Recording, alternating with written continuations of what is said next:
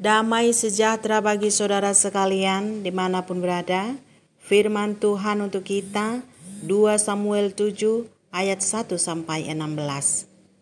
Ketika raja telah menetap di rumahnya dan Tuhan telah mengaruniakan keamanan kepadanya terhadap semua musuhnya di sekeliling, berkatalah raja kepada Nabi Nathan, "Lihatlah, aku ini diam dalam rumah kayu dari aras, padahal tabut Allah diam di bawah tenda." Lalu berkatalah Nathan kepada raja, "Baik, lakukanlah segala sesuatu yang dikandung hatimu, sebab Tuhan menyertai engkau." Tetapi pada malam itu juga datanglah firman Tuhan kepada Nathan demikian, "Pergilah, katakanlah kepada hambaku Daud, beginilah firman Tuhan, masakan engkau yang mendirikan rumah bagiku untuk kudiami? Aku tidak pernah diam dalam rumah sejak aku menuntun orang Israel dari Mesir sampai hari ini. Tetapi aku selalu mengembara dalam kemah sebagai kediaman. Selama aku mengembara bersama-sama seluruh orang Mesir, pernahkah aku mengucapkan firman kepada salah seorang hakim orang Israel yang kuperintahkan menggembalakan umatku Israel demikian, mengapa kamu tidak mendirikan bagiku rumah dari kayu aras? Oleh sebab itu, beginilah kau katakan kepada hambaku Daud, beginilah firman Tuhan semesta alam, akulah yang mengambil engkau dari padang, ketika menggiring kambing domba untuk menjadi raja atas umatku Israel. Aku telah menyertai engkau di segala tempat yang kau jalani dan telah melenyapkan segala musuhmu dari depanmu. Aku membuat besar namamu seperti nama orang-orang besar yang ada di bumi. Aku menentukan tempat bagi umatku Israel dan menanamkannya, sehingga ia dapat diam di tempatnya sendiri dengan tidak lagi dikejutkan dan tidak pula ditindas oleh orang-orang lalim seperti dahulu. Sejak aku mengangkat hakim-hakim atas umatku Israel, aku mengaruniakan keamanan kepadamu daripada semua musuhmu. Juga diberitahukan Tuhan kepadamu, Tuhan akan memberikan keturunan kepadamu. Apabila umurmu sudah genap dan engkau telah mendapat perhentian bersama-sama dengan nenek moyangmu, maka aku akan membangkitkan keturunanmu yang kemudian, anak kandungmu, dan aku akan mengokohkan kerajaannya. Dialah yang akan mendirikan rumah bagi namaku, dan aku akan mengokohkan tahta kerajaannya untuk selama-lamanya. Aku akan menjadi bapanya, dan ia akan menjadi anakku. Apabila ia melakukan kesalahan, maka aku akan menghukum dia dengan rotan yang dipakai orang, dan dengan pukulan yang diberikan anak-anak manusia. Tetapi kasih setiaku tidak akan hilang daripadanya, seperti yang kuhilangkan daripada Saul, yang telah kujauhkan dari hadapanmu. Keluarga dan kerajaanmu akan kokoh untuk selama-lamanya di hadapanku. Tahtamu akan kokoh untuk selama-lamanya. Sampai di sini firman Tuhan. Saudara-saudara yang terkasih di dalam Yesus Kristus, tema khotbah untuk kita Minggu Advent 4 ini, kerajaan Mesias yang kokoh untuk selama-lamanya. Tidak ada kerajaan di dunia ini yang kokoh untuk selama-lamanya. Semua kerajaan, sebesar apapun itu, pada akhirnya akan lenyap atau berlalu di telan masa. Tetapi kerajaan Mesias akan kokoh untuk selama-lamanya.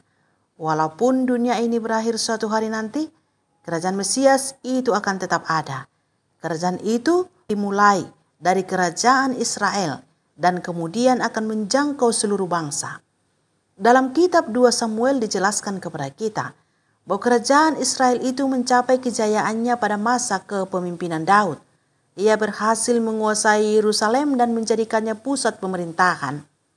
Dan untuk mengokohkan kerajaannya, Daud mengangkat tabut perjanjian ke Yerusalem dan ingin membangun tempat bagi tabut itu, supaya Allah menetap di sana secara permanen. Dengan demikian dipastikannya kerajaannya akan kokoh, sebab Allah berdiam di bait Allah yang akan dibangunnya itu. Niat yang dikandung hatinya memang adalah baik, bahkan menurut Nabi Nathan, niat itu adalah baik dan dikerjakan saja. Namun Allah tidak mengizinkannya karena Allah tidak menyuruhnya melakukan hal itu. Itu hanyalah niat baik seorang Daud, bukan perintah Allah. Allah menyuruh Nabi Nathan untuk menyampaikan kepada Daud bahwa Allah sendirilah yang akan mengokohkan kerajaan Daud, dan keturunannya lah yang akan membangun tempat tabut itu. Allah hendak menyadarkan Daud tentang karya Allah atasnya dan atas bangsanya, sekalipun tabut itu tinggal di tenda atau di kemah-kemah dalam pengembaraan. Ia berkata, "Akulah yang mengambil engkau dari padang ketika menggiring kambing domba untuk menjadi raja atas umatku Israel. Aku telah menyertai engkau di segala tempat yang kau jalani dan telah melenyapkan segala musuhmu dari depanmu.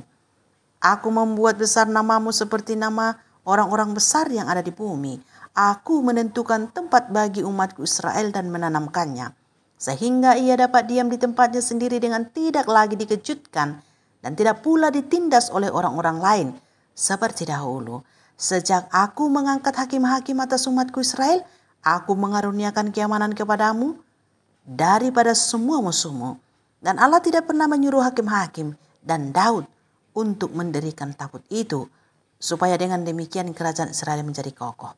Tempat tabut itu memang harus dibangun suatu hari nanti, namun bukan supaya kerajaan itu kokoh, dan bukan Daud pula yang akan membangunnya, tetapi keturunannya.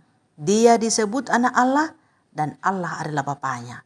Ini adalah nubuatan tentang kerajaan Mesias di mana Kristus menjadi rajanya, diurapi dan menjadi juru selamat. Itulah pengertian Mesias. Saudara-saudara yang terkasih di dalam Yesus Kristus, kerajaan Mesias itu sudah menjangkau seluruh bangsa, termasuk kita ada di dalamnya. Dan itu kita peroleh bukan karena upaya kita, bukan karena ide kita, tapi semata karena belas kasihannya kepada kita. Dialah yang mengangkat kita dari jurang maut. Dialah yang memenangkan kita melawan musuh-musuh. Dialah yang memberikan nyawanya untuk tebusan dosa kita. Dialah yang mempersiapkan jalan bagi kita dan tempat bagi kita dalam kehidupan yang kekal. Ini semua dikerjakan Tuhan atas kehendak yang bebas dan penuh kasih. Tuhan tidak menghendaki kita membuat konsep sendiri tentang Allah dan tindakannya, atau membuat sesuatu yang tidak diperintahkan Tuhan, sekalipun itu adalah niat baik. Yang diinginkan Allah dari umatnya adalah mendengar dan melakukan apa yang ia perkatakan, serta setia mengikutkan apa yang ia firmankan. Allah itu Maha Tahu, dan ia sendirilah yang tahu tentang rancangannya. Manusia diberi kasih karunia untuk memahami dan menikmati anugerahnya, serta mensyukuri perbuatannya yang ajaib.